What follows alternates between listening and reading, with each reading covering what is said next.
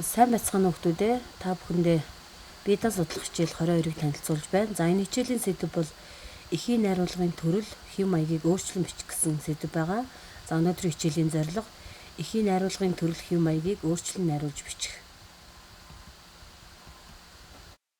За дуурайн зохиох гэж юу вэ? Ямар нэгэн их сэдвийг уншаад түүний бүтэц зохиомж, утга санаатай ойролцоо хувилбар зохиож бичихүүл юм. За тэгвэл энэ үеийн давуу тал нь юу юм бэ гэвэл тухайн эхийн хэлбэр бүтцтэй ижил байна. За ихэд өгүүлэгдэж байгаа зүйлийн онцлогийг дуурайн бичиж байгаа зүйлийн онцлогоор сольж болно. За мөн сэдв нь ижил байж болно гэдгээр бас давуу талтай байдаг. За бүгдээрээ багнас гэсэн эхийг уншийе.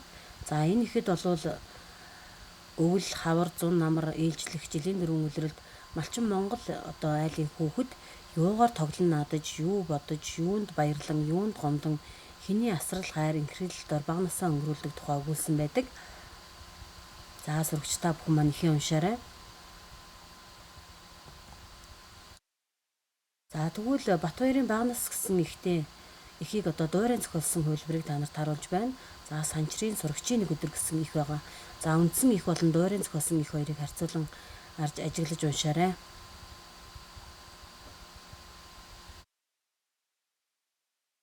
За мөн буян заяагийн багнас, за мөн Луцүхийн багнас гэсэн хоёр их бас байна. За энэ ихийг бас уншаарай. За ихээ уншихдаа мэдээж үндсэн ихээ дуурайн зохиолсон ихтэйгээ харьцуулан уншихаар байгаа шүү.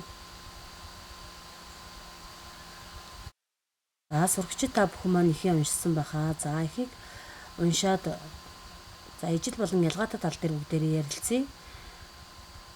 За санчрын сурагчийн нэг өдөр гэсэн ихэд бол өглөө өдөр орой 3 цагийн эргэлтэд сурагч юу хийж яаж өнгөрөөдгийг өгүүлсэн байна.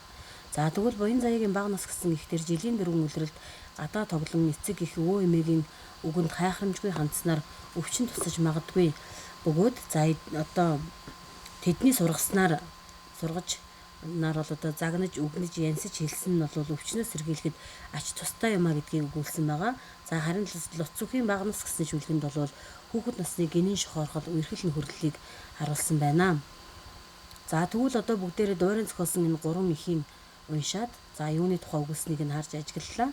За тэгвэл үндсэн Батбаярын багнас гэсэн ихэд бол тухайн ихэд юуны тухай өгүүлснийг бид нар түрүү уншсан. За тэгвэл эдгээрийг бүгдээрээ ажиглаад харьцуулаад харахад бол Батбаярын багнас эхийн бүтцийг дуурайн сэдв агуулгын хувьд бүгд хүүхэд насны тухай үйл явдлыг өгүүлсэн байгаа харагдаж байна. За мөн ихэд өгүүлэгдэж байгаа зүйлийн онцлогийг дуурайн бичиж байгаа зүйлийн онцлогоор сольж салаалах хуургал хийсэн байна гэсэн зүйлүүдийг бол ажиглаж харж болно. За эхийн хэв маягийг өөрчилж бичсэн жишээнүүдийг бүгдээрээ харж ажиглаж анализ дүгнэлт хий. За энд 4 өөр хэв маягийн их байгаа. За энэ ихэд тэгвэл юуны тухай өгүүлж байна вэ хүмүүдээ уншаарай.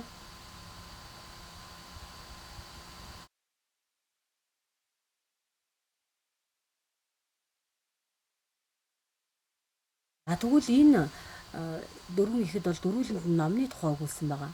За тэгвэл энд яг ямар хувиргал хийгдэж байна вэ? За үүнийг бол зурагчид манаас ажиглаж хараад ямар хувиргал хийгдэж байгааг дэвтэртээ тэмдэглээрэй.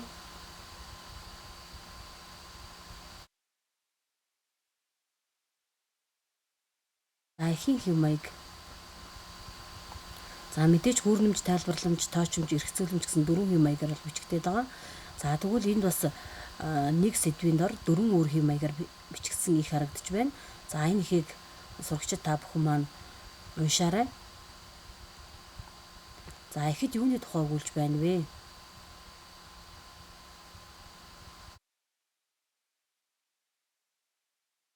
За эхийн хэв маягийг өөрчлөн бичнэ гэдэг эхийн хэв маягийг өөрчлөн бичсэн тохиолдолд ихэд бол ямар хувиргал хийгдэж байгаа вэ хүмүүдээ? За энд бол салаалах хувиргал хийгдэж байгаа гэдгийг бас сурагч та бүхэн маань ажиглаж анзаарсан баха. Хэв маягийг өөрчилсөн аргуудыг бүгдээрээ тайлбарлаж харцгаая. За эхийн хэв маягийг 4 өөр янзаар өөрчилж бичсэн байгаа. За мэдээж аливаа үйл хэрэг явдлыг цаг хугацааны дараалалаар нөрмөлсөн хүүрнэмж хэв маягаар за мөн хүн амьтан юмс үзэгдлийн шинж чанар төрөх байдлыг нэг цагт дурдсан тоочмч хэв маягаар ямар нэгэн зүйлийн утга учирыг тайлбарлан мэдээлэх зорилготой тайлбарламж хэв маягаар за мөн ямар нэгэн асуудлын талаар уншигчдад үнэн зөв мэдээлэл өгөхийн тулд баталж үгүйсгэх замаар итгэж үнэмшүүлэх зорилготой бичигдсэн эргцүүлэмж хэв маягаар ингээд өөрчлөн бичсэн байгаа харагдаж байна. За сурагчид та бүхэн маань өнөөдрийнхөө хичээлийг сонсоод хичээлийнхаа дараах сорилыг өгөөрэй. Анхаарал хандуулсан та бүхэндээ баярлалаа. Амжилт хүсье.